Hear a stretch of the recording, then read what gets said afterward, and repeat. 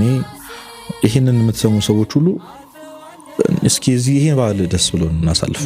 እውነት እኔ በጣም የምር ይሰማኛል። በዓል ሰሞን የሚከፋቸው ሰዎች በዓል ሲደርስ አይኖ የሆነ ትራውማ ይኖራል። የዛ ዕለት የተፈጠሩ ነገሮች ይኖራሉ፣ ያለፉት ነገሮች ምናምን ሁሉን ረስቶ ሴሪሞኒውን ትተን ምግብ መጠጡን ትተነው ጌታ ስለተወለደ ብቻ ክርስቶስ ስለተወለደ ብቻ ደስ ይበል። በጌታ ደስ ይበላችሁ አይደል ያለው?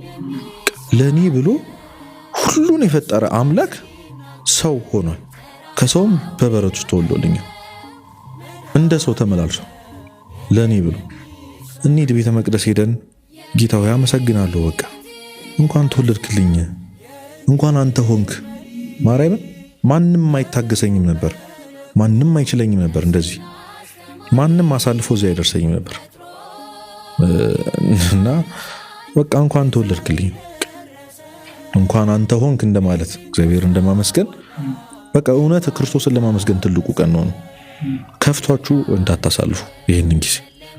ብዙም ያስከፋ ነገር አለ አውቃለሁ። ምናልባት ገና ለኛ ገና ሊሆን ይችላል። ክርስቶስ ግን አለ፣ መጥቷል፣ ተወልዷል እና እንኳን ተወለደልን